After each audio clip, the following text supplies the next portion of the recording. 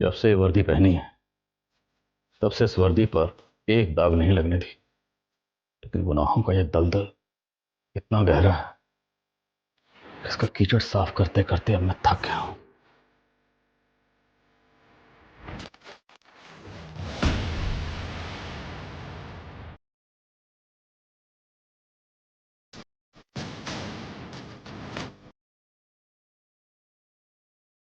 इन गुनाहों का सिलसिला कई साल पहले ही शुरू हो गया था।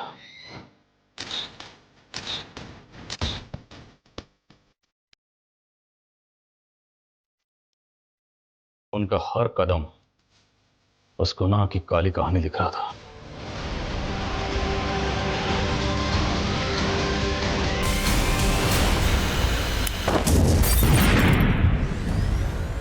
हमारी एक गलती से 9 लोगों ने अपनी जान गंवा दी।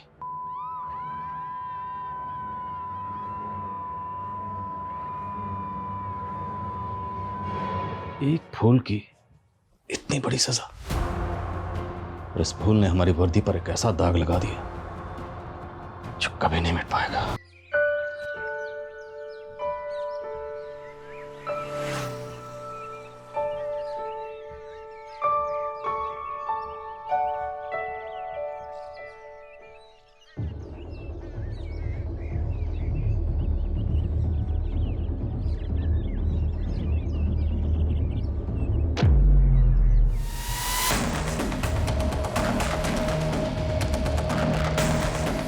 अरे मूर्खो, ये क्या कर रहे हो? अरे भगवान का पैसा लो! अरे रुको! चोर! चोर! अरे रुको! चोर! पकड़ो चोर! ए रुक रुक रुक! मंदिर का पैसा चुराता है? रुक! क्या हम सच में नरक में जाएंगे? मेरी माँ तो कह रही है कि स्वर्ग और नरक यहीं पे होता है। अरे स्वर्ग तो हमारी दोस्ती है, नरक तो तब मिलेगा जब हमारी ये दोस्ती टूटेगी। हमारी ये दोस्ती कभी नहीं टूटेगी, हमारी ये दोस्ती कभी नहीं टूटेगी, हमारी ये दोस्ती।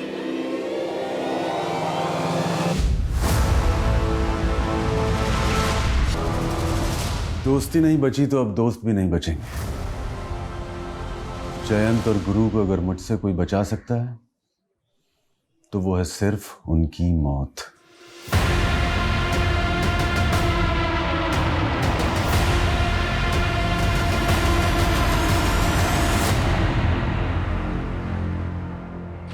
अरे भैया, आज बहुत लेट हो गया। ससुराल वाले घर पे आए थे तो उसीलिए उन्हीं की सेवा में लगा हुआ था। ये कब तक बनेगी कचौड़ी? बस भैया, थोड़ा सा वक्त लगेगा, अभी दुकान ही लगा रहा हूँ।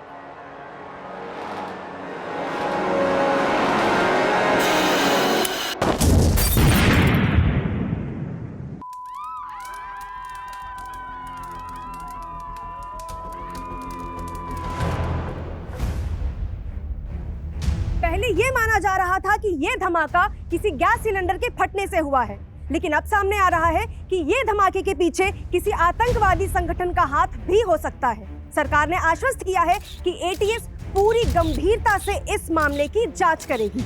देखिए, हम जनता से अपील करना चाहते हैं कि वो पैनिक ना हो। हम जल्द से जल्द आरोपियों को पकड़ने की कोशिश करेंगे। राधिका बेटा, टीवी क्यों बंद कर दिया? पापा, नाना बनने वाले हो आप। ऐसी खबरें सुन के ना मेरा बच्चा डर रहा है। अच्छा, तो ये टीवी हमारे नाती ने बंद करवाया है? हाँ हाँ, तो समझ जाओ इशारा कि आगे आगे इस घर में हमारे नाती का राज चलने वाला है। बिल्कुल। वैसे नातिन भी तो हो सकती है ना? अरे भाई, राम जाने वो तो है, दोनों का ही वेलकम है यहाँ। अरे हाँ, तुमने दामाद जी से फोन पे बात कर ली ना कि भाई डिलीवरी के वक्त उन्हें फुर्सत मिल जाएगी काम से या नहीं? हाँ पापा, उन्हें तो बेसब्री से इस बच्चे का इंतजार है। वो तो हमें भी है। हाँ? नमस्ते चाचा जी। नमस्ते नमस्ते दीक्षा बेटी। ये लीजिए चाचा जी, आपके लिए स्पेशल करेले की चटनी, आपकी डायबिटीज में बहुत फायदा करेगी। भाभी, आप कितना सोचते हो पापा के लिए। हाँ भाई, कहीं तेरा ससुर बुरा ना मान जाए जो तुम हमारी इतनी सेवा करती रहती हो। मेरे ससुर आपके बचपन के दोस्त है चाचा जी, तो इस लिहाज से मैं आपकी भी तो बहू हुई ना। लेकिन वक्त के साथ बहुत कुछ बदल गया बेटा। तेरा ससुर जयंत तो अब भी मेरे नजदीक है, लेकिन वो भुवन चिंता मत कीजिए चाचा जी, मेरी भी इच्छा है कि आप तीन लोग फिर से एक साथ हो जाएं पहले की तरह। अब अच्छा चाचा जी, आपको याद है ना कि कल आप तीनों की जमीन में पानी भराई शुरू करनी और पूजा भी है? हाँ बेटा। इनकी इच्छा थी कि इस बार पूजा राधिका ही करे, लेकिन ये सोच रहे थे कि कहीं इससे भुवन जी और तुम्हारे ससुर चयन जी को कोई ऐतराज ना हो। अरे चाची जी, इसमें ऐतराज की क्या बात है? आप समझो कि कल पूजा राधिका ही करेगी।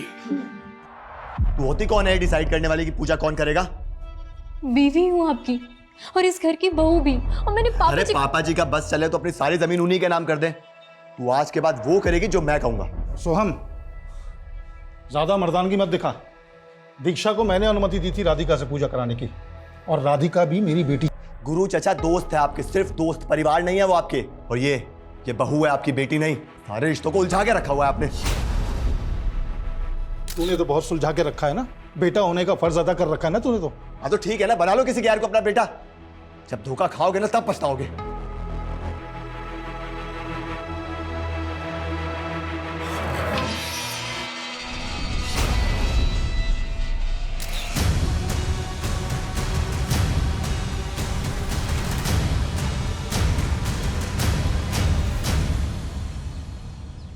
जयंत, भुवन से बात हुई क्या? आ रहा है वो? आपका न्योता भेजेंगे उसको यार, छोड़ उसको, दारू पी के पड़ा हुआ कहीं पे।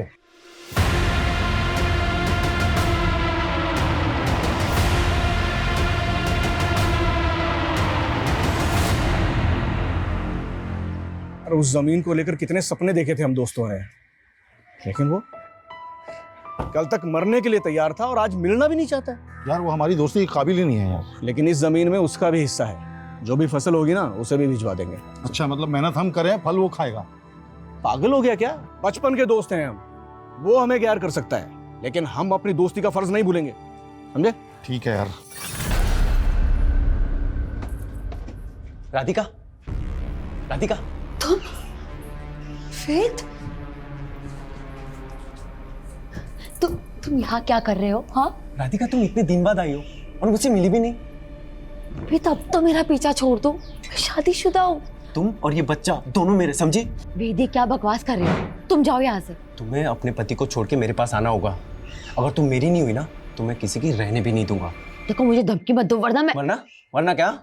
सिर्फ आधा घंटा दे रहा हूँ तुम्हें, बैग पैक कर और भाग चल मेरे साथ।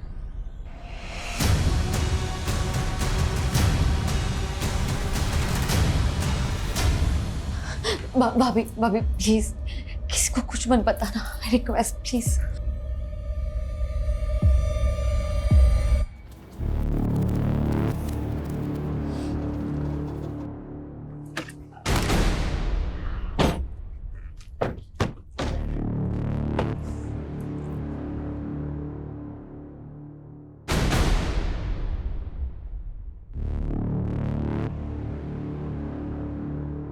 आओ राधिका बेटा, करो शुभारंभ।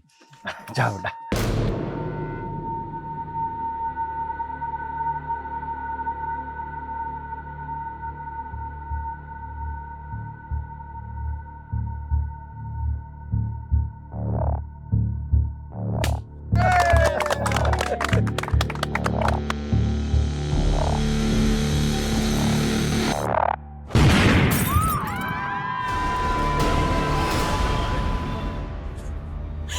संभालिए चाची।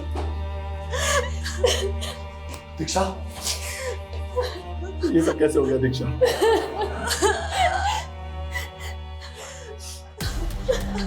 जिस जमीन पे धमाका हुआ वो आपकी? जी हाँ सर। बताएंगे धमाका कैसे हुआ? सर जब धमाका हुआ तब मैं वहां नहीं था। लेकिन डॉक्टर साहब, मेरे पति कैसे हैं? आई एम सॉरी, उनकी डेथ हो गई।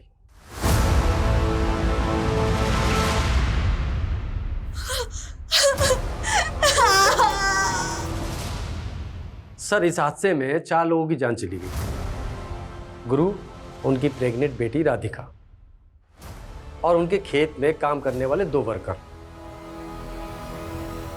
और सर मेरे पापा? वो काफी सीरियस है, हमें उनका पैर काटना पड़ा।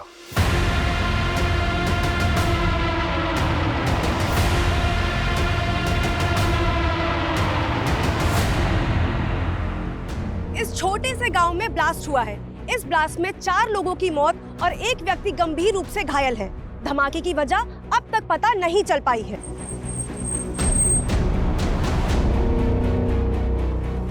सर आप इस बारे में क्या कहना चाहते हैं? मैम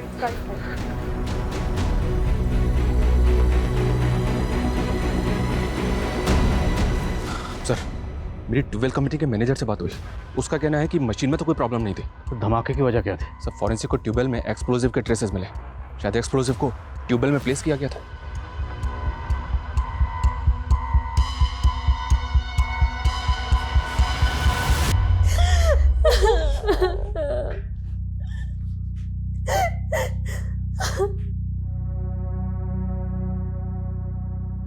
दोस्ती नहीं बची तो अब दोस्त भी नहीं बचेंगे। जयंत और गुरु को अगर मुझसे कोई बचा सकता है तो वो है सिर्फ उनकी मौत। मेरा पूरा परिवार तबाह हो गया।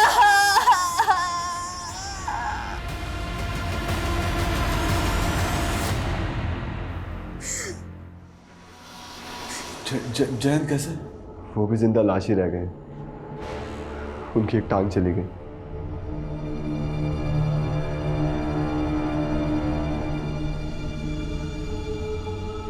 हम तीनों मिलके ना एक बड़ी सी जमीन खरीद लेंगे और उस पे हम खेती करेंगे और हम तीनों भाइयों की तरह हमेशा एक साथ रहेंगे। भाइयों, सालों का सपना पूरा हो गया। ये रही हमारी जमीन। सपना पूरा कैसे नहीं होता गुरु, बहुत दिल से देखा था। लेकिन यार आधी उम्र निकलने के बाद ये सपना पूरा हुआ है।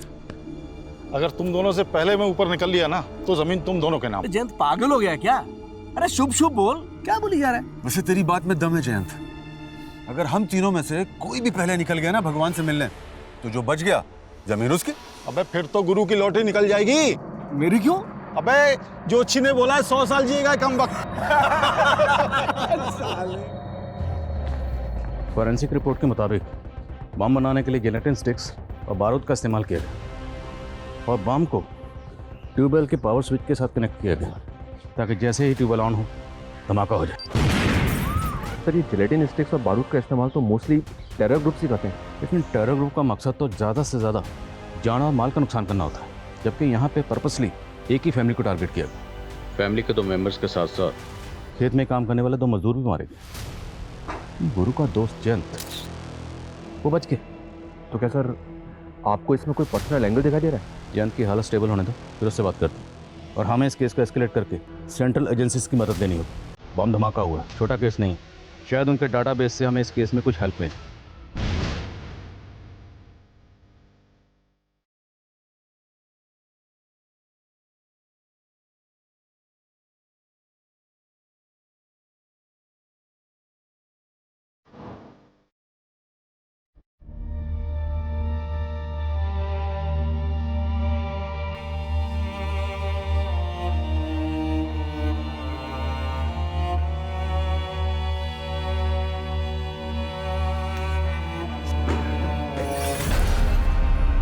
ये सब कैसे हो गया? मुझे मेरी बीवी और मेरा होने वाला बच्चा वापस चाहिए। अरे आपके भरोसे छोड़ के गया था मैं उसको, आपने उसका इतना भी ख्याल नहीं रखा। अरे उसके बिना मैं कैसे जीऊंगा अभी?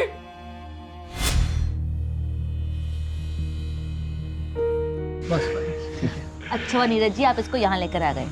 अब आपको तो फुर्सत होती है नहीं, डिलीवरी देके हमारे साथ ही रहेगी, हम इसका ख्याल रखेंगे।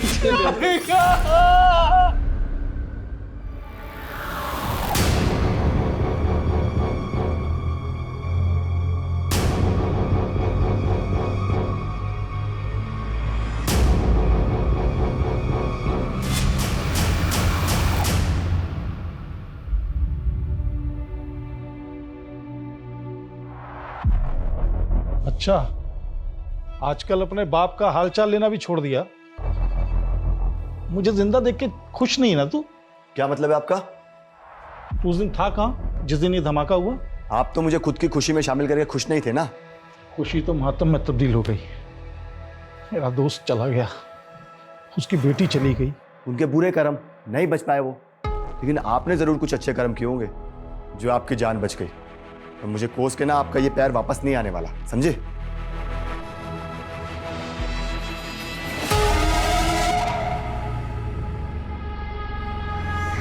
ये लीजिए पापा जी, आपकी दवाई का समय हो गया है।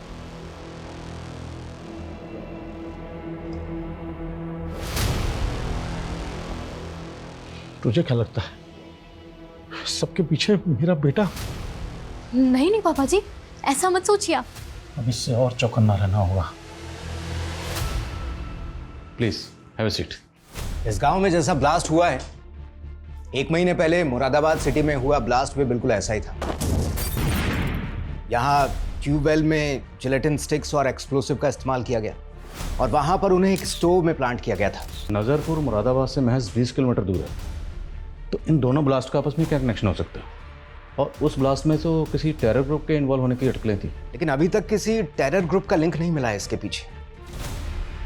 और वो जो बॉम्ब था, होममेड बॉम्ब था। Homemade bomb? यस, एकदम देसी तरीके से बनाया गया। तो क्या ये मुमकिन है कि ये दोनों बॉम्ब बनाने वाला शख्स कोई एक ही हो? हमारे इन्फॉर्मर्स के टिप पर हमने ऐसे कई ठिकानों पर रेड मारी जो एंटी सोशल ग्रुप द्वारा ऑपरेट किए जा रहे थे, लेकिन कोई ब्रेक थ्रू नहीं मिला।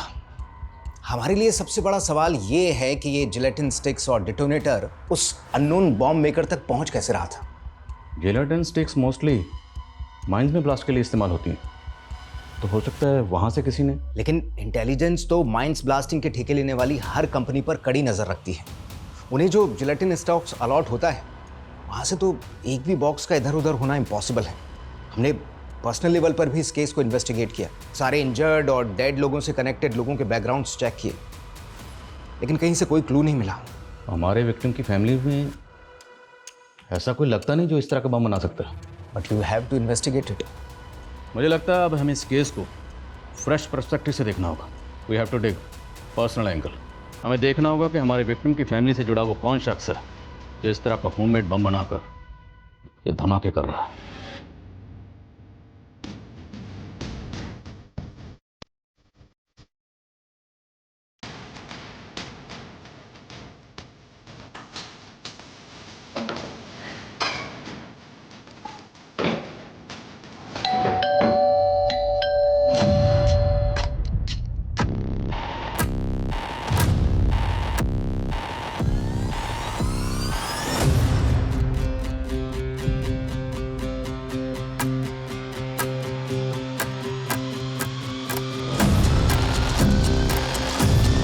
निकल जा यहाँ से। समझूंगा हमारे घर से हमारी दोस्ती की अर्थी उड़ गई। भले ही मैं तेरे लिए मर गया हूं, लेकिन मेरे दिल में तू हमेशा जिंदा रहेगा और मेरे घर की चौखट हमेशा तेरा इंतजार कर। निकल जा यहाँ से। क्या हुआ? बाबू नाराज हो गया? अपनी नफरत को हटा दो और मेरे बन जाओ। मैं तुम्हें हर मुसीबत से बचा लूंगी। ज्ञान जी, क्या लगता है आपको कौन हो सकता है जिसने आपके दोस्त गुरु और उनकी बेटी राधिका के साथ साथ आपकी भी जान लेने की कोशिश की? मैं पता लगा रहा हूँ सर। मतलब आपको किसी पर शक है?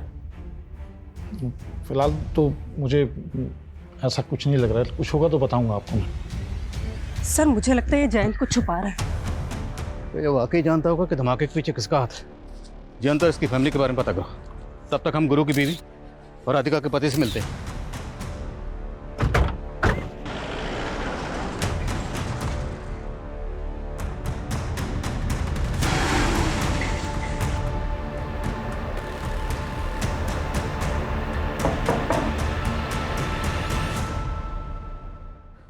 आपको किसी पे शक?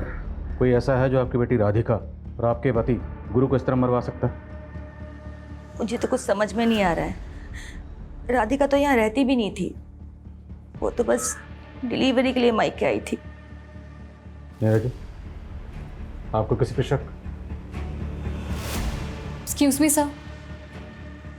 सर मैं आपको कुछ बताना चाहती हूँ। तुम्हें अपने पति को छोड़ के मेरे पास आना होगा। अगर तुम मेरी नहीं हुई ना तो मैं किसी की रहने भी नहीं दूंगा। दीक्षा भाभी, आप क्या बोल रही हो? सॉरी नीरज जी, लेकिन यही सच है। सर वो वेद राधिका को अपने साथ भागने के लिए बोल रहा था, और सर मैंने ये सब इसलिए पहले नहीं बताया क्योंकि मैं नहीं चाहती कि राधिका के चरित्र में कोई लांछन लगे। ये वेद है कौन? सर शादी से पहले राधिका और वेद एक दूसरे से प्यार करते थे। पापा मुझे कुछ नहीं समझना है। मैं वेद से प्यार करती हूँ और उसी से शादी करूंगी। अरे वो जाहिल गवार इस घर का नौकर बनने के लायक नहीं है, और तुम उसे घर का दामाद बनाना चाहती हो। पापा भले उसे अपना दामाद ना बनाओ, लेकिन मैं उसे अपना पति मान चुकी हूँ। राधिका, राधिका मैं तेरे हाथ जोड़ता हूँ, मेरी बात मान जा बेटा। इसके बाद राधिका वेद को भूल गई थी। नीरज जी, आपकी और राधिका की शादी को कितना वक्त हुआ? 7-8 महीने सर। तो इन 7-8 महीनों में राधिका ने कभी अपने पास्ट के बारे में आपको कुछ नहीं बताया? नहीं सर। ये वेद रहता कहाँ?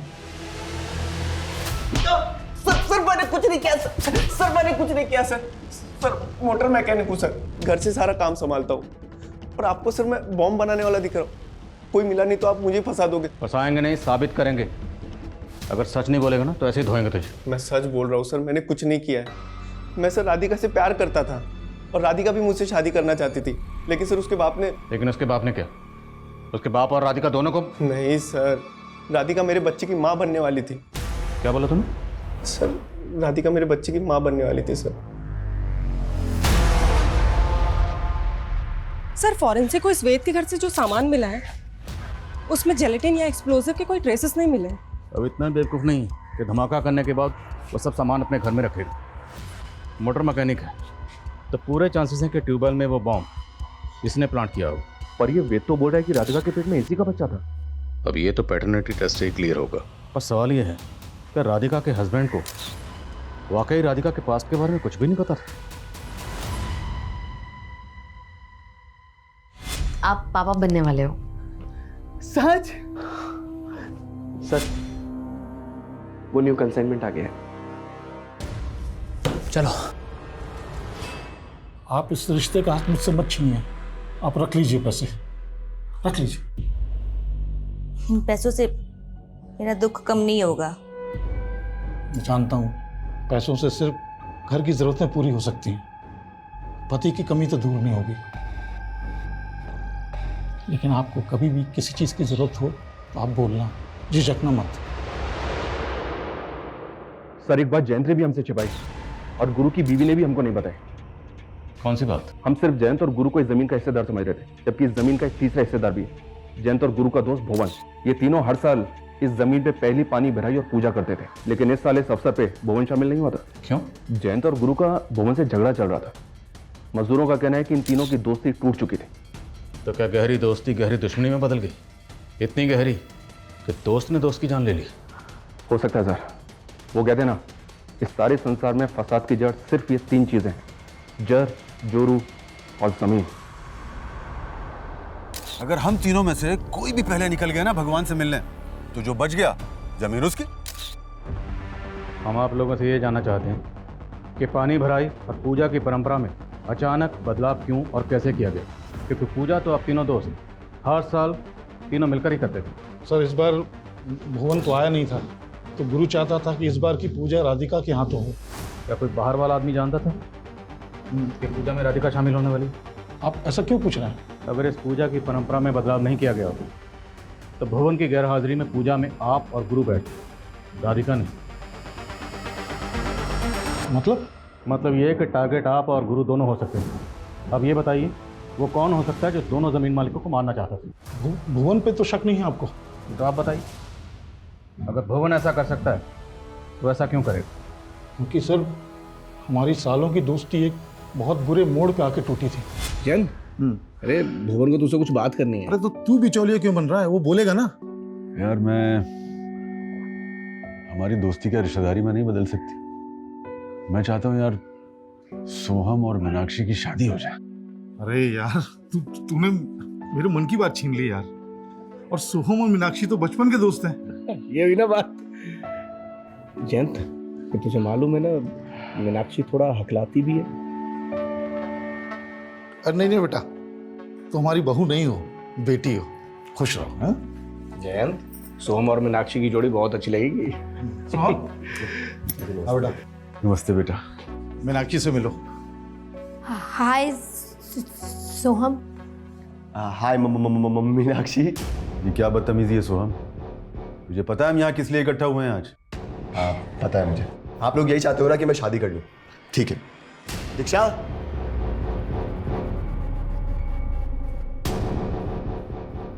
आओ ना। और ये है दीक्षा, और ये सिर्फ मेरी गर्लफ्रेंड नहीं है, बल्कि हम लोगों ने कोर्ट मैरिज कर लिया। So now she is my wife. और हाँ, एक बात और, ये मीनाक्षी की तरह हथलाती भी नहीं है। हाँ, बदतमीज। सॉरी मीनाक्षी। सोहम ने हमेशा मेरा सिर झुकवाया सर। तो आपकी अपने बेटे से भी नहीं बनती थी? क्या बताऊं सर, एक गलतफहमी उसके मन में घर करके बैठी थी। कैसी गलतफहमी? सर, मेरी बीवी ने सुसाइड कर लिया था। उस समय सोहम बहुत छोटा था और मेरी बीवी डिप्रेशन में रहती थी, इसलिए उसने ऐसा सब कुछ किया। लेकिन सोहम को लगता था कि उसने मेरी वजह से सुसाइड कर लिया। गुरु से क्या प्रॉब्लम थी भवन का? सर यही कि उसने रिश्ता करने के लिए बोला था। फिर तो सोहम की सजा जयंत को क्यों दे रहा है? तूने देखा ना सोहम ने किस तरह मजाक उड़ाया मेरी बेटी का। और मीनाक्षी उसे बचपन से चाहती थी, और तू कहीं और देखेंगे।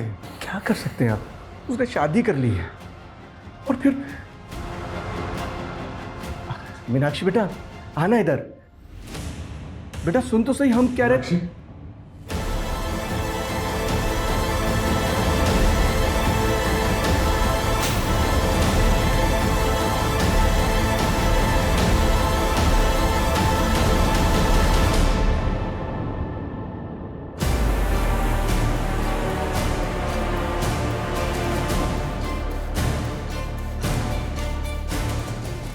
मीनाक्षी बच गई, लेकिन उसकी आवाज़ चली गई। भुवन टूट गया था, शराब में डूब गया था।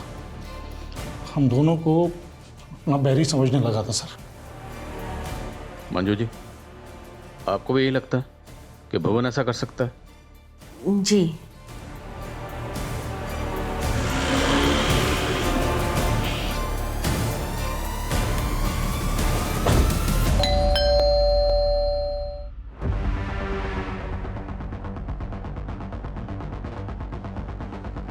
भुवन कहाँ है? हमें शक है कि आपने अपने दोस्त गुरु को बॉम्ब से उड़ाया। वो मेरा दोस्त नहीं था, दुश्मन था। और मेरी बेटी के साथ जो हुआ ना, वो दुश्मन ही कर सकता है, दोस्त नहीं। और मैं इतना घटिया आदमी नहीं हूं कि अपना बदला लेने के लिए मासूम लोगों को बलि पे चढ़वा दूं। कहना क्या चाहते हैं? कहना ये चाह रहा हूं कि गुरु और राधिका की मौत के बाद जयंत का मन तो अंजू के घर पर ही लगता है सिर्फ। जो भी बात है साफ साफ बोलिए। उसकी एक टांग कट गई तो इसका मतलब ये नहीं है कि वो धमाके नहीं करवा सकता। बहुत शातिर है वो साला। मेरे सामने जुबान लड़ाएगी? पति मैं हूं तेरा या मेरा बाप? शर्म नहीं आती आपको ऐसे गिरी हुई बात बोलते हुए? बस कर कमीने, इस लड़की को लव मैरिज करके लाया तू ना, और अब इसके साथ ऐसा व्यवहार कर रहा है। अब इसे फेंक के बाहर दूसरी लेके आऊंगा, बताओ क्या करोगे? आपने भी तो मेरी माँ के मरने के बाद बाहर बहुत मुंह मारे हैं ना। और अब ये गुरु चाचा की बीवी को ले जा रहे हैं। वाह तमीज! गलत किया मैंने जो अपनी जबान बंद रखी। पुलिस को तेरा नाम बता देना चाहिए था मुझे। आदिल खान जी, कहां तक पहुंची आपकी जांच? पर्सनल एंगल तो कई सामने आए, लेकिन अभी तक हमारे हाथ में एक भी ऐसा पुख्ता सबूत नहीं लगा जिससे ये लगे कि हमारी सस्पेक्ट लिस्ट में कोई ऐसा है जो इस तरह बम बनाकर ये जुर्म कर सकता है। Okay sir, paternity test report आ गई है। तो अगर नीरज जी ये राज जानता था, वो भी अपनी बीवी राधिका को इस बेवफाई की सजा दे सकता है। ये नीरज अपनी बीवी के साथ बरेली में रहता था ना? तुरंत बरेली जाओ, उसके घर में सर्च करो। Okay sir.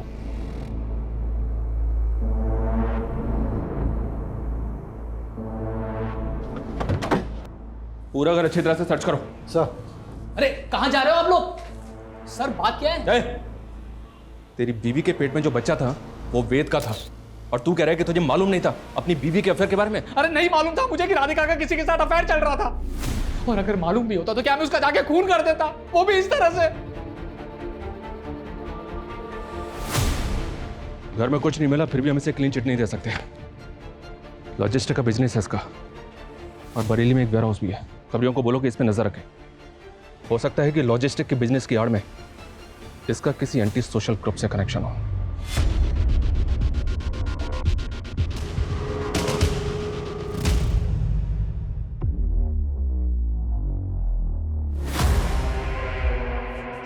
पापा जी आपकी चाय।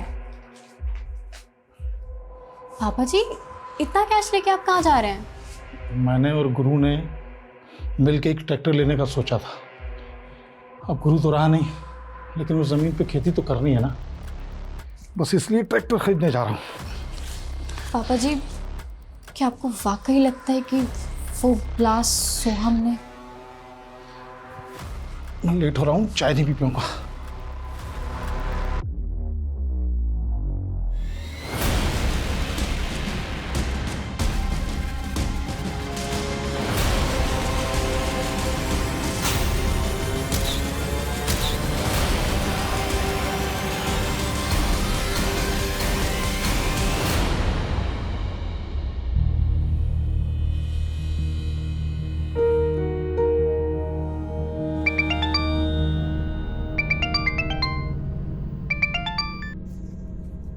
अंजू भाभी कहाँ हैं आप?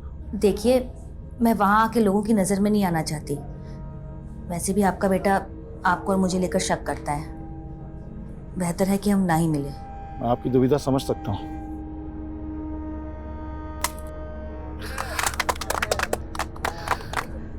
चलिए पापा जी, पहली बार ट्रैक्टर आप स्टार्ट कीजिए।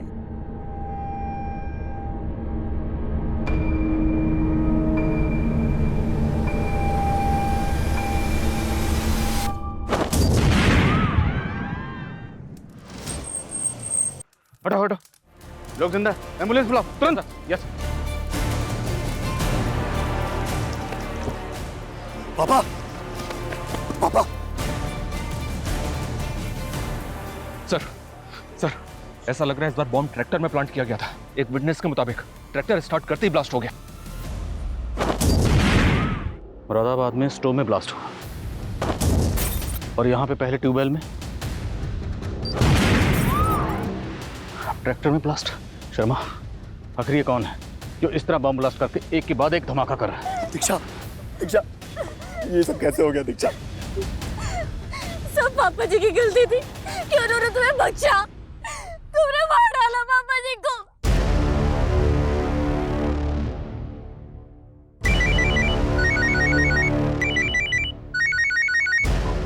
हेलो, क्या ब्लास्ट हो गया? कुछ ही हफ्तों के अंदर ये तीसरा ब्लास्ट हुआ है और पुलिस सिर्फ तीनों ब्लास्ट में मरने वाले लोगों की आपसी रंजिश में उलझी हुई है। क्या उन्हें नहीं लगता इसके पीछे कोई और बड़ी साजिश? मैं कमिंग सर। कमिंग। सर, हमें सोहम पे ट्यूबवेल वाले ब्लास्ट के दौरान भी शक था और इस बार तो इसकी बीवी भी। लेकिन शर्मा, क्या सोहम इस तरह का बम बनाने में शामिल हो सकता है? मत भूलो, फॉरेंसिक के मुताबिक ये बम लो इंटेंसिटी का था, लेकिन इस बम में भी गिलेटिन स्टिक का इस्तेमाल हुआ और जिस तरह से ये बम ट्रैक्टर में प्लांट किया गया, ये किसी एक्सपर्ट का काम है। हम और अंधेरे में तीर नहीं चला सकते। ये मीडिया वाले पहले हमारी धज्जियां उड़ा रहे हैं कि हमारी तहकीकात गलत डायरेक्शन में जा रही है। तो सर, हमें क्या करना चाहिए? क्योंकि एटीएस को भी फिलहाल ऐसा कोई क्लू नहीं मिला है जो हमें हेल्प करे। अभी तक हम नज़रपुर में जो ब्लास्ट हुए हैं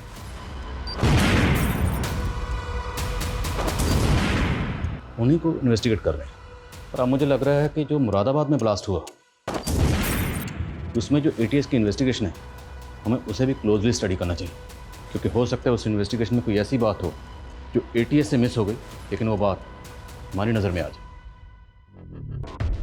इतनी बार बताया तुझे कि आने से पहले दरवाजा नॉक कर लिया कर। Sorry sir.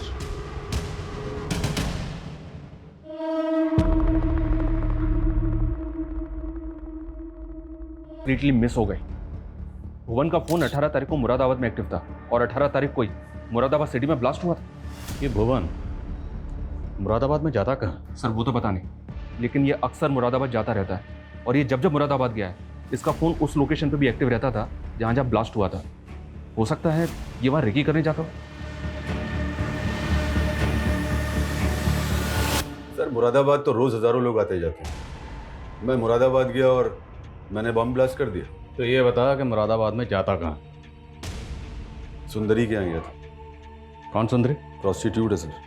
18 तारीख की रात में उसी के साथ। सब पता किया हमने। तो मुरादाबाद में कुंजा मार्केट भी जाता है, वही कुंजा मार्केट जहाँ पे ब्लास्ट हुआ था। बोल, क्या छिपा रहा? सर, मैं तो उस मार्केट में कचौड़ी खाने जाता हूँ गांव लौटने से पहले।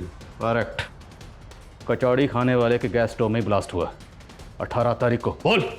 सर, वही तो मैं कह रहा हूँ, उस दिन मैं उस मार्केट में गया ही नहीं। सुंदरी के घर से निकला और सीधा अपने गांव वापस चला गया। शायद मेरी किस्मत अच्छी थी। उस दिन अगर उस मार्केट में गया होता तो बम ब्लास्ट में मैं भी मारा गया होता। तू कहना क्या चाहता है? कोई ऐसा है जो तुझे मारना चाहता है? मुझे कौन मारेगा सर? तुम लोग 3 दोस्त हैं, तू, भुवन और गुरु। गुरु मारा गया ट्यूबवेल ब्लास्ट में और जयंत मारा गया ट्रैक्टर ब्लास्ट में। तो तीनों दोस्तों में से बचा कौन? तू। और ब्लास्ट कहाँ पे हुआ? कुंजा मार्केट। वही कुंजा मार्केट जहाँ तू अक्सर जाता है। शायद कोई ऐसा है जो ये जानता है कि तू जब भी मुरादाबाद आता है तो कुंजा मार्केट ज़रूर जानता है, इसीलिए ब्लास्ट कुंजा मार्केट में किया गया।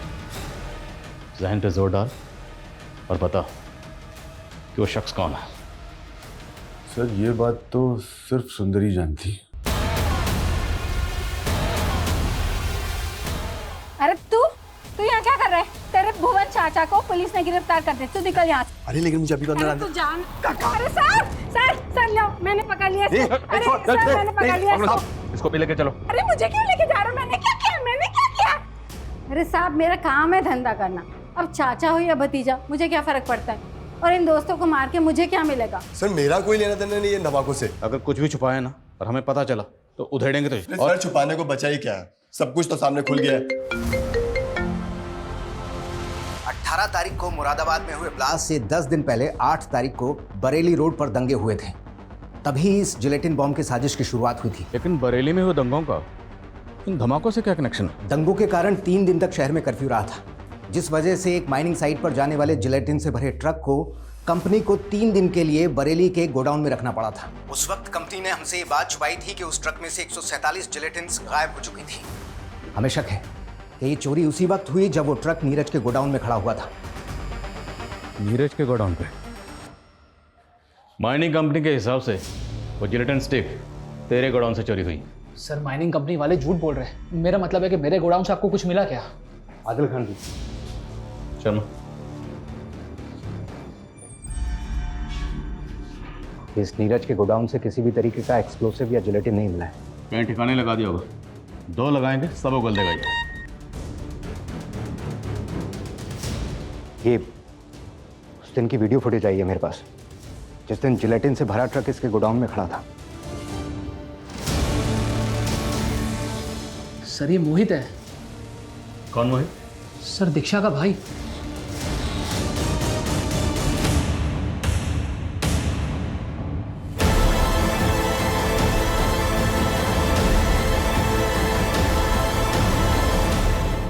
कौन सोच सकता है ये मासूम से दिखने वाले भोले वाले चेहरे किसी की जान भी ले सकते हैं। सर वो तीनों इंसान नहीं, जानवर थे, जानवर।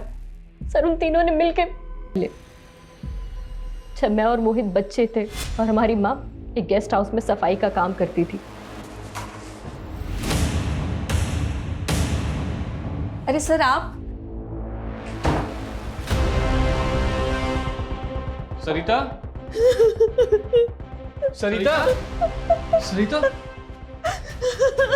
क्या हुआ तुम्हें? सरिता हमारा बाप गया था पुलिस के पास मदद मांगने के लिए, पर किसी ने उनकी बातों को सीरियसली नहीं लिया। हमारा बाप टूट चुका था। उसने हमारी माँ के साथ मिलकर हमें जहरीला खाना खिलाया, सुसाइड करने की कोशिश की। लेकिन हमारे पड़ोसी आ गए और हमें हॉस्पिटल ले गए। हम तो बच गए सर, लेकिन हमारे माँ पापा ने उन्हें खो दिया। हमने बचपन में ही ठान लिया था कि एक दिन इन तीनों से जरूर बदला लेंगे। सर हमारे मामा ने हमें पाला, हमने पढ़ लिख के खुद को इस लायक बनाया कि उनकी बराबरी कर सके और सबसे पहले उनके घर में घुस के उन्हें घात लगा सके। इसलिए मैंने सोहम के ऑफिस में जॉब ढूंढी और उसे प्यार के जाल में फंसा के उससे शादी कर ली। और ये है दीक्षा, और ये सिर्फ मेरी गर्लफ्रेंड नहीं है, बल्कि हम लोगों ने कोर्ट मैरिज कर लिया। So now she is my wife. और अपने भाई मोहित को नीरज के यहाँ नौकरी पर लगवाया। और वो जिलेटिन और बारूद तो 1.5 महीने पहले ही नीरज के गोदाम में आए थे। तो क्या तुम लोगों ने पहले उन्हें बॉम्ब से? हम तो उन तीनों को बहुत पहले ही मार देना चाहते थे, पर हम कुछ ऐसा सोच रहे थे जिससे कि हम ना फंसे। फिर हमें जिलेटिन का आइडिया आया, तो हमने सोचा कि क्यों ना इस मर्डर को बॉम्ब ब्लास्ट की शक्ल दे दें। बॉम्ब बनाना हमने इंटरनेट से सीखा। और भुवन जब भी मुरादाबाद जाता था सुबह 10 बजे के आसपास वो ठेले पे आके कचौड़ी खाता था, तो हमने एक रात पहले ही उस ठेले के स्टोव पे बॉम्ब प्लांट कर दिया था। लेकिन उस दिन बॉम्ब स्टॉल गया ही नहीं, सब बच गया। मैं मानता हूं तुम दोनों की मां के साथ जो हुआ वो गलत हुआ और जिसने ये किया उसे सजा मिलनी चाहिए थी, पर तुम दोनों ने क्या किया? खुद ही निकल पड़े बदला लेने के लिए और बदले की आग में इतने अंधे हो गए कि ये भी नहीं देखा इतने मासूम लोगों को मार डाला।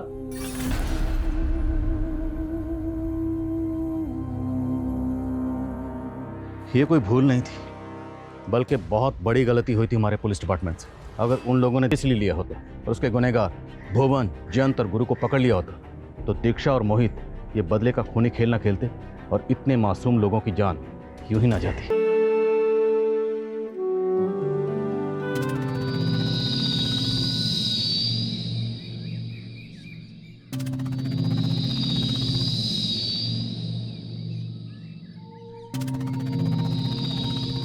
ए लड़की, अरे रुक रुक रुक रुक, अरे रुक तो जा। क्या बात है, बहुत लकड़ियां काट रही है आजकल, कहीं कोई जंगली जानवर न काट ले तुझको। पूरे जंगल का कोना कोना जानते हैं हम, चले जाएंगे। अरे सरकारी नौकर है हम, डरो मत हमसे। अगर हमको हाथ लगाया ना तो तुम्हारा ये हाथ भी काट देंगे और तुम्हारी सरकारी नौकरी भी चली जाएगी। हट।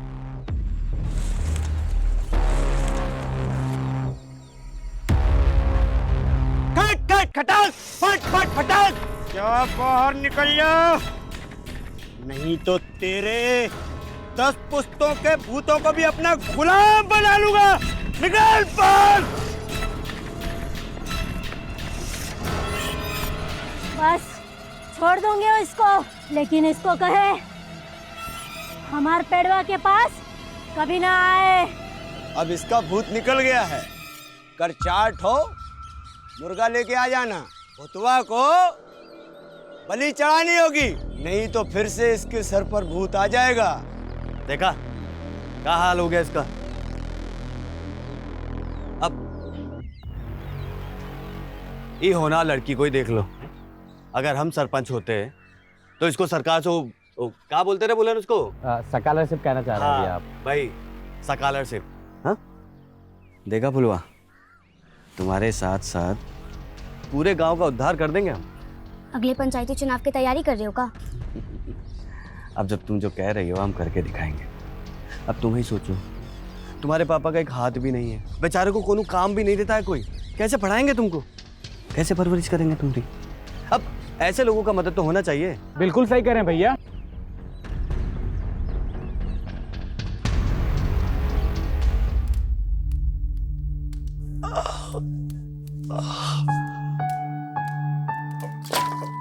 आ गई बिटिया।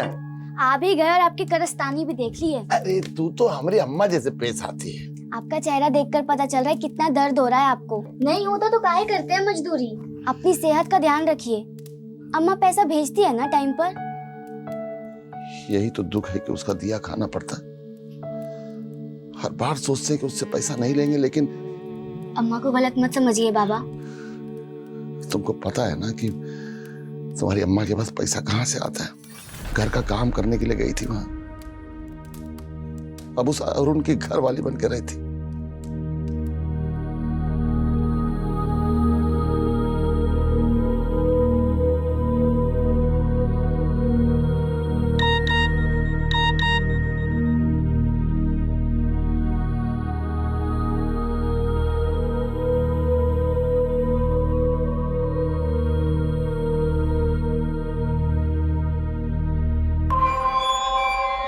बुला लो फुलवा को कुछ दिनों के लिए, लगता है बहुत याद आ रही है इसकी। हमको तो याद आएगी, लेकिन आपको क्यों आ रही है? इतना बुरा किया इसके साथ। याद रख, नौकरानी है तू। मेरा बिस्तर गर्म कर दिया ना, इसका मतलब ये नहीं कि घर की मालकिन बन जाएगी। अरे फुलवा, अरे इतना मत भागो। अरे देर हो गया है हमको। अरे देर तो हमको भी हुआ है, बस इतना देर हो जाए कि पहले गणित का क्लास निकल जाए। तुमको लगता है कि तुम गणित में जीरो हो? मन लगा कर पढ़ो, 100/100 मिल जाएगा।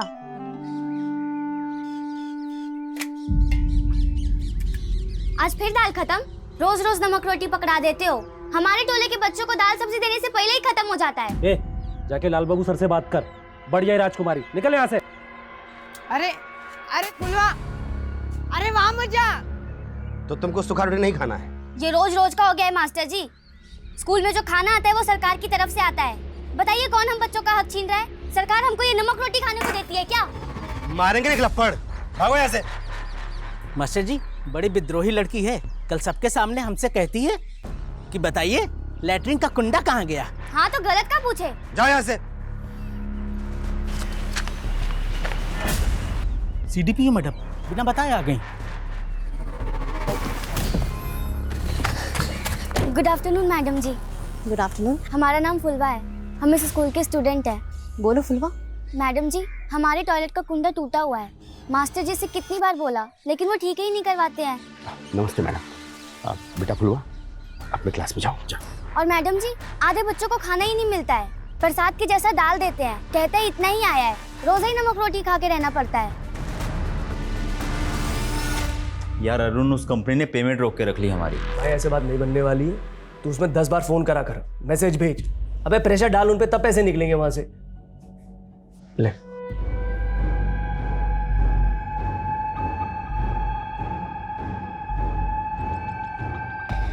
पेमेंट तो मैं निकाल लूंगा, तो ये बताया ऐसी काम वाली कब ढूंढ के ला रहा है मेरे लिए? अबे किसी को तो छोड़ दिया कर। अरे पुलवा, थोड़ा धीरे चलो। आज हमको इतनी देर मुर्गा बनाए कि पैर कमर सब दुख रहा है। इसीलिए बोलते हैं पढ़ाई लिखाई किया करो। हंस लो तुम भी। वो फुलवा को, फुलवा, हाँ क्या हुआ?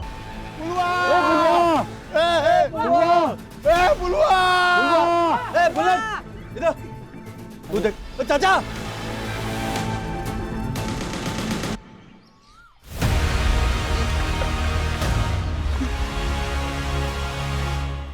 ये क्या है? फुलवा, फुलवा, फुलवा, फुलवा,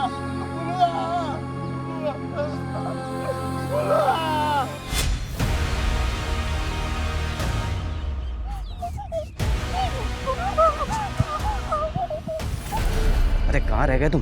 हाँ? पुलिस के आने के बाद आओगे का? जल्दी आओ, यहाँ पूरा तमाशा सेट है, जल्दी। ठीक है। भैया सही गेम सेट किया।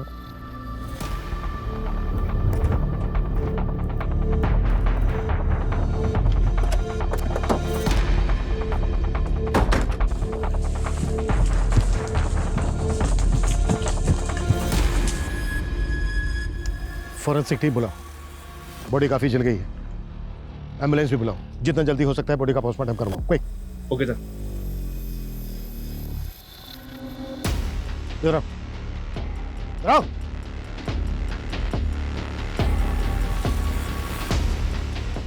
तुम थे ना ड्यूटी पे? जी साहब। कैसे हुआ साहब? अब हम कहाँ बताएं साहब, इतना बड़ा जंगल है, हमको तो कुछ पता ही नहीं चला। एक लड़की को जिंदा जला दिया गया और तुम कह रहे हो ना कुछ सुना ना देखा? साहब चाहे जिसकी भी कसम खिलवा लो, पर हमको कुछ नहीं पता चला साहब।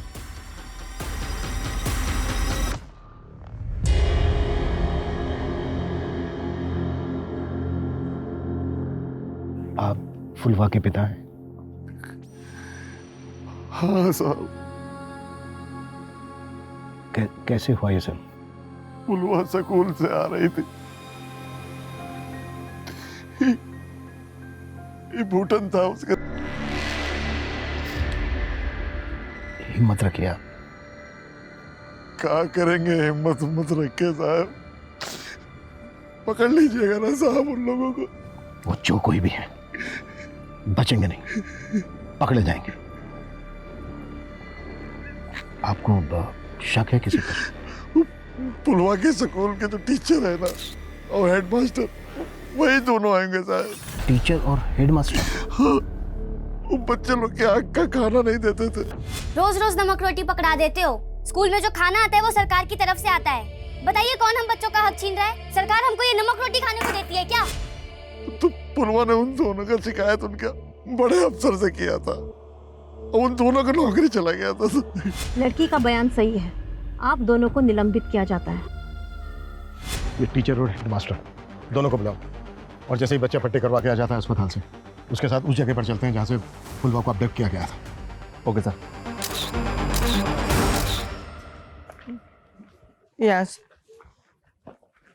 यहाँ से वो फुलवा को लेके गए। सर सर सर ये देखिए।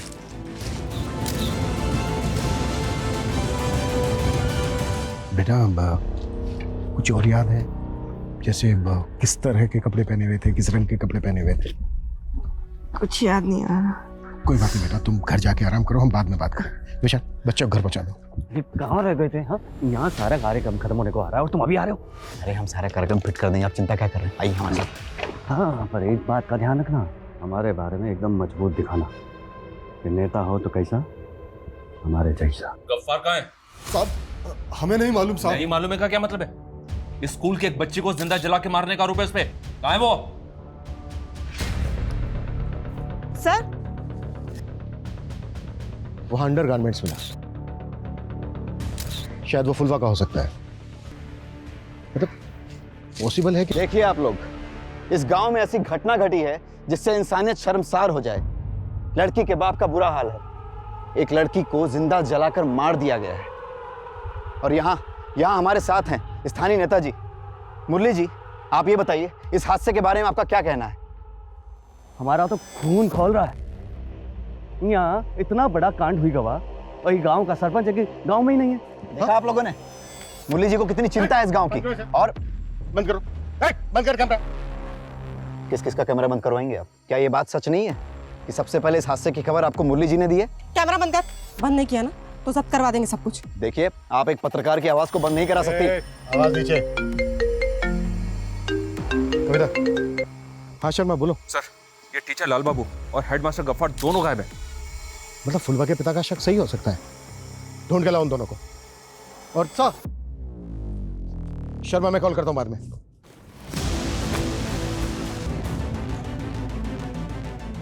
हो सकता है फुलवा को जलाने से पहले उस पर इस चाकू से वार किया गया। ये चिलम। सर शक के दायरे में तो लाल बाबू और गफ्फार है, लेकिन इस जंगल में नशा करने के लिए, गांजा फूकने के लिए और गलत काम करने के लिए लोग बाहर शहर से तक आते हैं। लेकिन गफ्फार और लाल बाबू गायब क्यों हैं? पता करो हादसे के वक्त उनको यहाँ पर देखा गया था क्या? और ये जो दवा है, पता करो किस मेडिकल स्टोर से खरीदी गई थी। मेरे ख्याल से डॉक्टर के बिना प्रिस्क्रिप्शन के तो ये नहीं मिलेगी। सर हमें आपसे एक बात करनी है। देख, अगर इंटरव्यू की बात करना है तो। सर इंटरव्यू की बात नहीं कर रहे हैं हम, ऐसा ही केस कवर किए थे हम पहले। ऐसा ही केस मतलब ऐसे ही चाकू, चिल्लम, दवाई क्राइम सीन पर मिला था। उसमें एक दोषी पकड़ा भी गया था, लेकिन उसके 2 दोस्त अभी तक पकड़े नहीं गए हैं। कविता, ये जिस केस की बात कर रहे हैं ना, उस केस के बारे में मैंने भी सुना था। उस केस को आइडेंटिफाई करके उसकी फाइल मेरे पास ले गया। डिटेल में SMS करता हूँ। Sir move.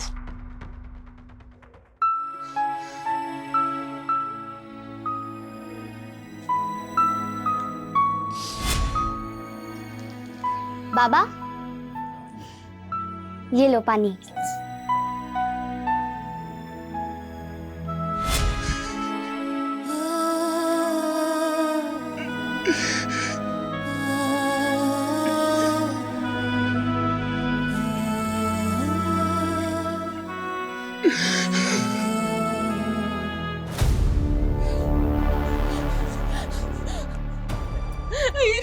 हमारी बच्ची के साथ क्या हो गया?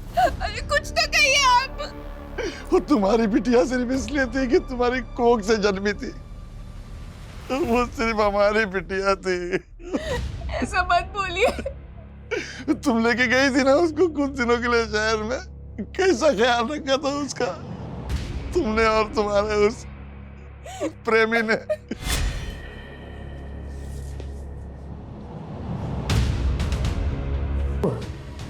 डर लग रहा है? हाँ, हमको ये सब अच्छा नहीं ऐसा लगता। करेंगे ये क्या कर रहे हैं साहब? छोड़िए इसको। तुम्हारे विश्वासघात के लिए हम तुमको एक बार माफ भी कर दे, लेकिन तुमने हमारी बेटिया को उस भेड़िए के सामने परोस दिया था। चल निकलो यहाँ से, जा यहाँ से, जा। दोबारा आना मत हमारे सामने, आना मत कभी हमारे सामने दोबारा।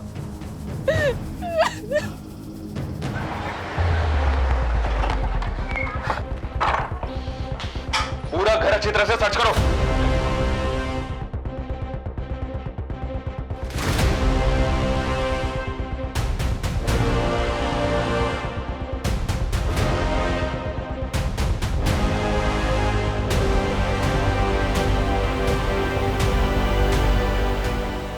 हाँ ठीक है, लेकिन जल्दी, टाइम नहीं है हमारे पास। ओके सर ये उस केस की फाइल है जिसके बारे में उस रिपोर्टर ने बताया था।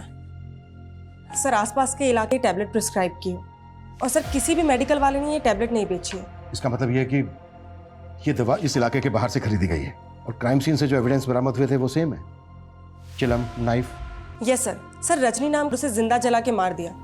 सर क्राइम सीन पे 3 लोगों के डीएनए मिले थे, जिसमें से एक ने अपना जुर्म कबूल कर लिया, लेकिन उसने अपने दोनों साथियों के बारे में बताने से मना कर दिया। तुम उनको बचाना क्यों चाहती हो? नाम बता दो उनके। सब कुछ हम बता देंगे तो पुलिस क्या है? अच्छा, ये रजनी की फैमिली में सिर्फ रजनी की माँ थी। माँ ये देखिए, ये हमने बनाया है। ये रोटी तरकारी तू बनाई है? हाँ माँ। सच में? अरे हम तो कढ़ी बनाना भी सीख लिए, कल बना के लेके आएंगे। ये खाना वाना बनाने का काम ना हम कर लेंगे, तू बस पढ़ाई पर ध्यान दे।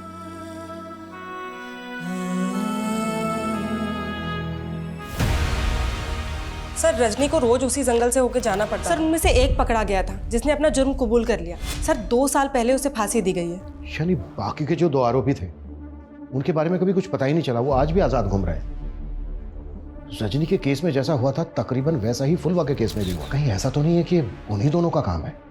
हो सकता है सर, क्योंकि इस क्राइम के बारे में काफी सारे न्यूज़पेपर ने छापा था। हो सकता है किसी ने इसी से प्रभावित होकर सेम टू सेम क्राइम किया हो ताकि हमें गुमराह कर सके।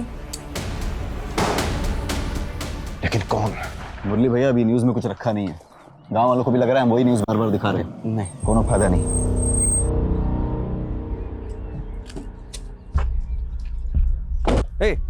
रुको, थोड़ी देर और रुक जाओ। अब तुमको ऐसा मसाला मिलेगा कि तुमरे वो क्या कहते हो, वो सब सब्सक्राइबर्स। हाँ, वो सब्सक्राइबर डबल हो ही जाएगा। मंगरू जी हिम्मत से काम लीजिए। फुलवा जितनी आपकी बेटी थी उतना ही पूरे गांव वालों की बेटी थी, हमारे लिए भी बेटी ऐसी थी। हम विश्वास दिलाते हैं आपको कि फुलवा को इंसाफ जरूर मिलेगा। आप सबको इंसाफ मिलेगा। कब मिलेगा? हाँ? जब भी गांव की 4 और बेटियों को मार दिया जाएगा तब? देखिए, ये वक्त गुस्सा होने का नहीं है, सबको एक साथ मिलजुल के धैर्य से काम लेने का। धैर्य गया तेल लेने? जब आपकी बेटी को आपके घर से उठा ले और जिंदा जला दें तब बात कीजिएगा धैर्य की। आप ये बेचारा पत्रकार लोगों को जागरूक करने की कोशिश करता है और पुलिस इसकी आवाज को उठने से पहले ही दबा देती है। देखिए, गुनहगार जो कोई भी है उसे बख्शा नहीं जाएगा। वो जहां कहीं भी हो उसे ढूंढकर कड़ी से कड़ी कार्रवाई की जाएगी उस पर। ये हमारा आश्वासन है। चलो।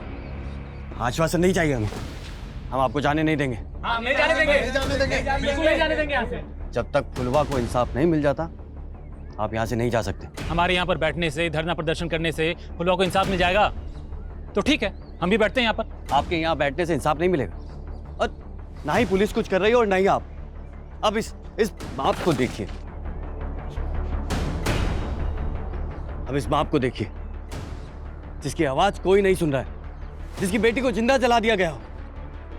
इसलिए 2 घंटा के अंदर फुलवा के कातिलों को नहीं पकड़ा गया ना तो ये आप सबके सामने अपने आप को जिंदा जला लेगा।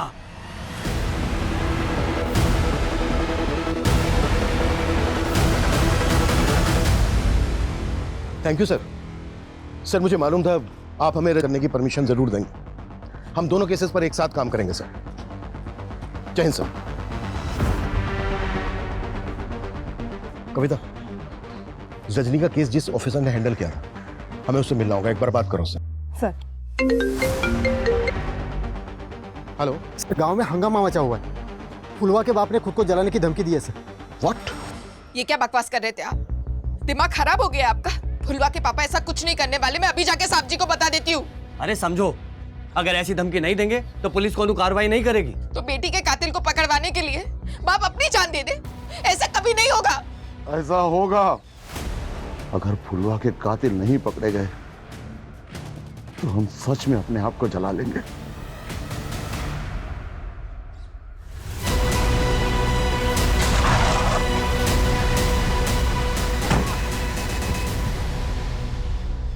देखिए, हम कातिलों को पकड़ने की पूरी कोशिश कर रहे हैं। ये झूठा आश्वासन बंद कीजिए आप। ये देख रहे हो ना, ये दुनिया भर में दिखाएगा कि पुलिस की नाकाबिलियत की वजह से कैसे एक बाप ने अपने आप को जिंदा जलाकर मार दिया। ये गांव वालों को भड़काना बंद कर तू, नहीं तो 1 मिनट में तेरी नेतागिरी निकाल दूंगा, समझा?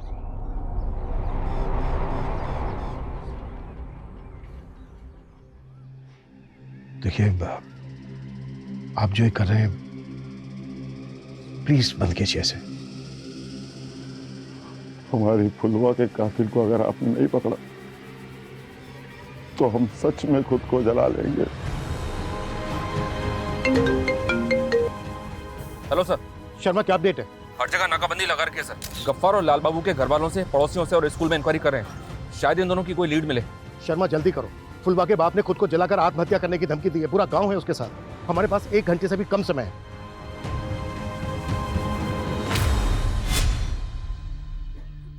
कैसा बनाया हम खाना? खाना तो इतना बढ़िया बना है जैसे हलवाई की बिटिया। लेकिन पढ़ाई वढ़ाई ठीक चल रही है ना? आई learning English. My father name is Mangru. आजकल इंग्लिश में ही बात करते हैं हम। शाबाश, तू हमारा नाम बहुत रोशन करेगी। अरे बाबा, आपको तो कुछ अच्छा बताने में भी मुश्किल होता है। You start cry. माने आप रोने लगते हैं। अच्छा, अब नहीं रोएंगे।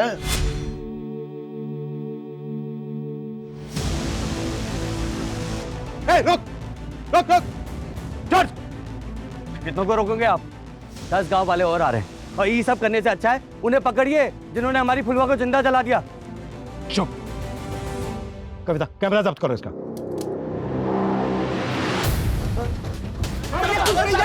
नहीं जी पाएगा, अपनी बिटिया के बगैर नहीं जी पाएंगे। रुकिए रुकिए कविता, संभालो उनको। हेलो सर, दोनों को पकड़ लिया। देखिए, हमने गफ्फार और लाल बाबू को पकड़ लिया। क्या झूठ बोल रहे हैं साहब? बस बस, मतलब बस। देखिए, फुलवा के कातिल पकड़े जा चुके हैं।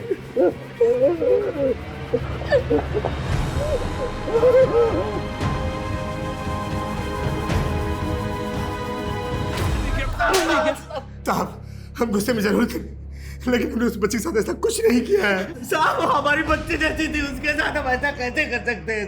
अगर तुम दोनों ने कुछ नहीं किया तो छिपे क्यों थे? साहब, हम लोग डर गए थे क्योंकि सबको मालूम था कि हम फुलवा से गुस्से में हैं। गांव वाले के गुस्से में आकर हमारे साथ कुछ गलत ना कर दे, इसीलिए हम डर गए थे। डर गए थे। तुम दोनों की घटिया एक्टिंग ना मेरे सामने नहीं चलेगी। सूरज, जब तक ये दोनों सच ना बोले तोड़ते रहो इन दोनों को।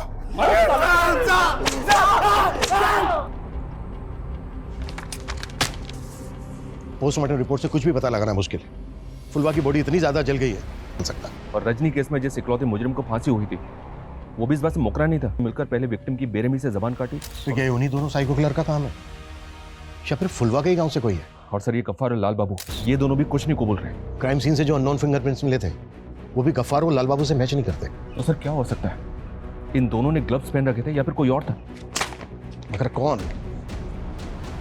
किसी दूसरी बस्ती का, गांव का, शहर का, या फिर कोई ऐसा जिसे बहुत अच्छी तरह से पता था कि वो जंगल इतना घना है कि फुलवा को कोई बचाने नहीं आ पाएगा।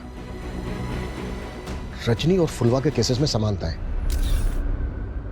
शर्मा, रजनी का केस जिस ऑफिसर ने इन्वेस्टिगेट किया था उससे बात हुई? जो 3 एक्यूज थे उसमें से बबलू, जिसको हमने इन्वेस्टिगेट किया, हमने सारे प्रोसीजर्स फॉलो किए। 3rd degree torture, narco test, lie detector test, लेकिन न जाने किस मिट्टी का बना हुआ था वो, उसने कभी कुछ उगला ही नहीं। यहाँ तक कि जिस इंसान से वो एक बार मिला हो उसको भी बुला के पूछताछ की, मगर कुछ पता नहीं चला। जैसा कि आप जानते हैं, बहुत कुछ ऐसा भी होता है जो ऑन द रिकॉर्ड नहीं होता। तो क्या कुछ ऐसा है जिससे हमें इस केस में हेल्प मिल सके? देखिए, मैं तो आपको अपनी ऑब्जर्वेशन के हिसाब से बता रहा हूँ कि उसकी बॉडी लैंग्वेज को देख करके ऐसा लगता था कि वो बहुत ही सनकी किस्म का इंसान है। ओ साहब, खड़े खड़े मेरा मुंह क्या देख रहे हो? अगर खुद मालूम नहीं कर सकते तो वर्दी उतार दो। शायद बबलू हम लोगों के साथ खेल रहा था। वो जो 2 लोगों की बात करता था वो 2 लोग थे ही नहीं। लेकिन डीएनए तो मिले थे बाकी 2 लोगों के भी। हाँ, वो ठीक है, लेकिन नतीजा तो कुछ भी नहीं निकला।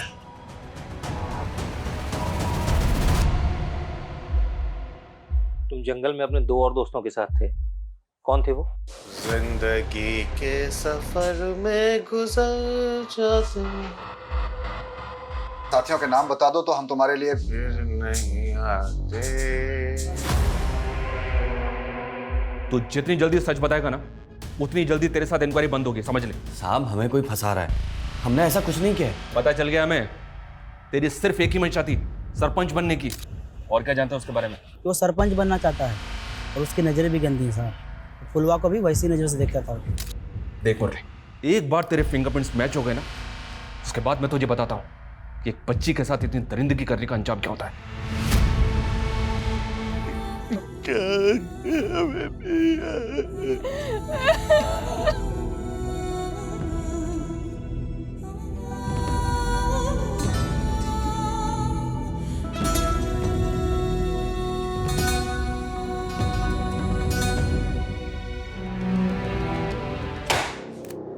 अगर मुरली के भी फिंगरप्रिंट्स मैच नहीं हो रहे तो फिर कौन?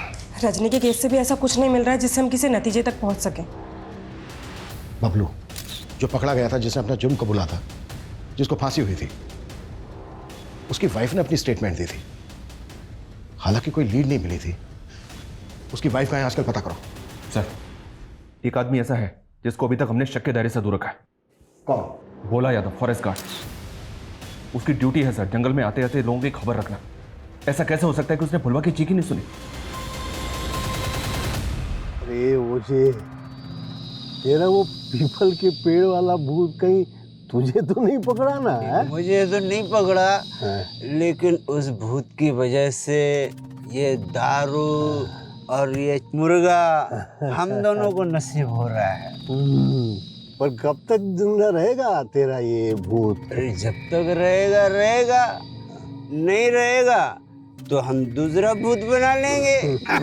अरे धीरे बोल, वरना पिछली बार जैसा कोई सुन लिया ना तो फिर से कांड हो जाएगा। बाहर निकले हैं, अब कोई परेशानी नहीं चाहिए भाई, शांति चाहिए। हैं? अरे मेरी बात, अरे साहब। ये पुष्पा यहीं रहती है ना? हाँ साहब, 2 साल हो गए उसको यहाँ से गए। आप ये पुष्पा और बबलू, इन दोनों के बारे में अच्छी तरह से जानते हैं? जी साहब। कुछ बता सकती हैं? जब बबलू नशा करने लगा तब दोनों में बहुत झगड़ा होने लगा। उसके बाद उसे पता चला कि बबलू अरेस्ट हो गया, तब जाकर उसकी हालत सुधरी। हालत ठीक हो गई मतलब? मतलब उसने दूसरी शादी कर ली, उसके बाद नया घर ले लिया, लेकिन अब हमारी उससे कोई बातचीत नहीं होती। अच्छा, आपको ये पता है कि अभी कहाँ रहती है वो? शायद इंदिरा नगर में। तुम फॉरेस्ट गार्ड हो, ड्यूटी पर भी थे, पर तुमने ना कुछ देखा ना सुना। पता है क्यों? क्योंकि तुमने फुलवा का रेप करके उसकी जबान काट के उसको जिंदा जला डाला। कैसी बात कर रहे हैं साहब? फुलवा हमारी बेटी जैसी थी साहब। हम तो पूजा पाठ वाले आदमी हैं, गंगा माई की कसम, ये सबसे हमें क्या मतलब है? कविता, इन दोनों की एक्टिंग बंद करवाओ।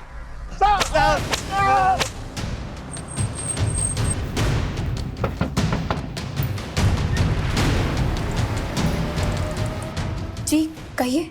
आपका नाम पुष्पा है ना? जी। और आपके पति का बबलू?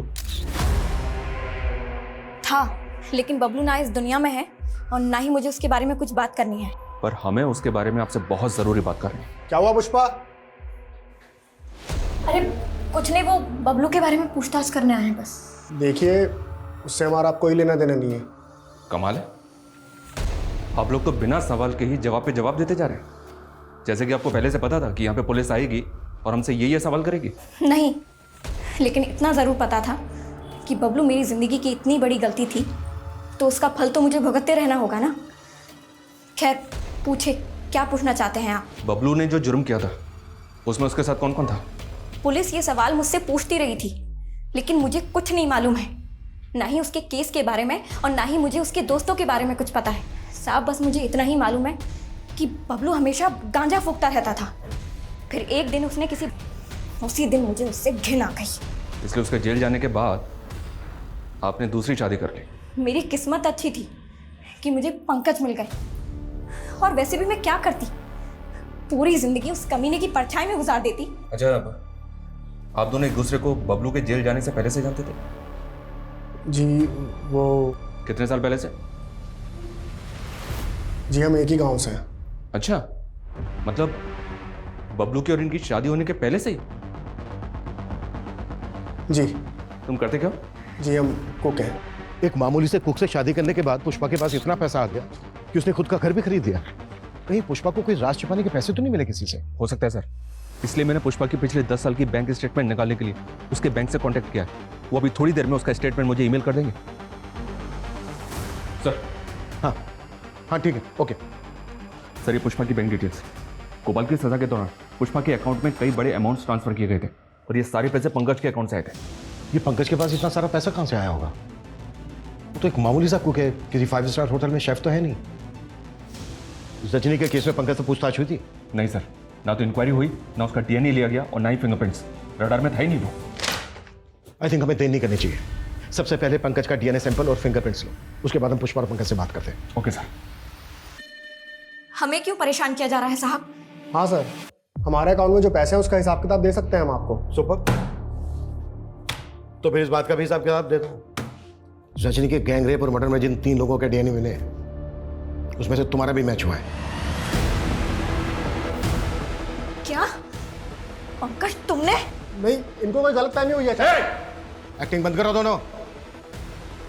अब सीधे सीधे बोल, बबलू और तेरे अलावा तीसरा कौन था? ये क्या बदतमीजी है? एक रिटायर्ड पुलिस ऑफिसर के साथ ऑफिसर नहीं, क्रिमिनल। बेरहमी से मर्डर उसका जिंदा जला दिया। उस बहुत लोगों को 3rd डिग्री दी होगी ना तूने। अब मैं तुझे दिखाता हूं असली 3rd डिग्री क्या होती है।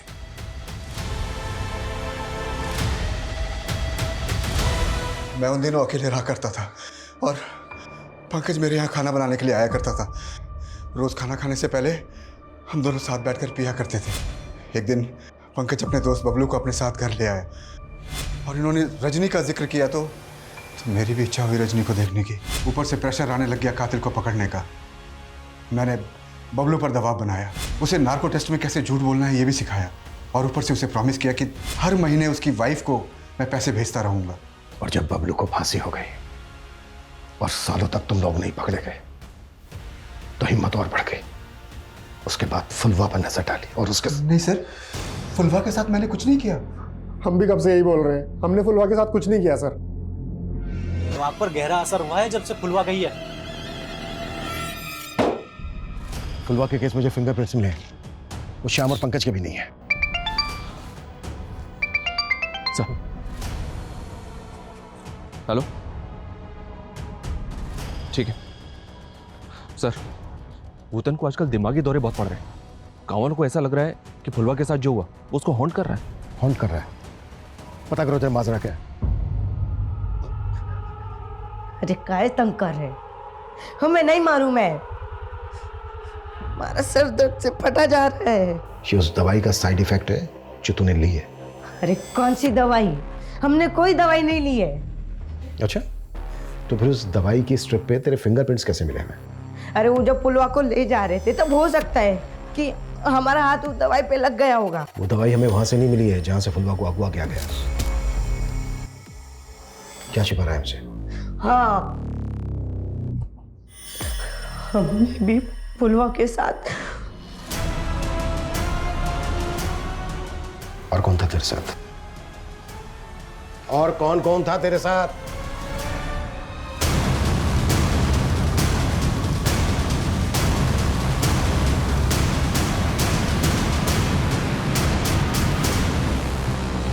सर, हमने ही भूटन के साथ मिलकर।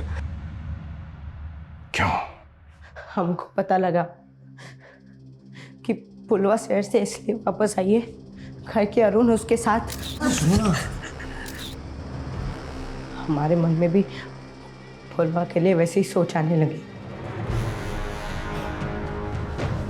ये क्या कर रहे हो तुम? बहुत प्यार करने लगे तुमसे। एक लप्पड़ में ना प्यार का सारा भूत ही उतार देंगे। चप्पल उठा के मारेंगे अगर ऐसी बकवास किए तो। तब तो हमने उससे माफी मांग के उसको चांद कर दिया, लेकिन हमको उसके साथ वो करना था। इसलिए हमने अरुण और सचिन को बताया कि हम पुलवा को सबक सिखाना चाहते हैं ताकि हमारी कहानी सबको सच लगे। लेकिन सर, हमने रजनी मर्डर केस के बारे में सुना था कि तुम ये घिनौना क्राइम करके बच जाओगे। क्रिमिनल चाहे कितना भी शातिर क्यों ना हो, कानून के पंजे से बच नहीं सकता।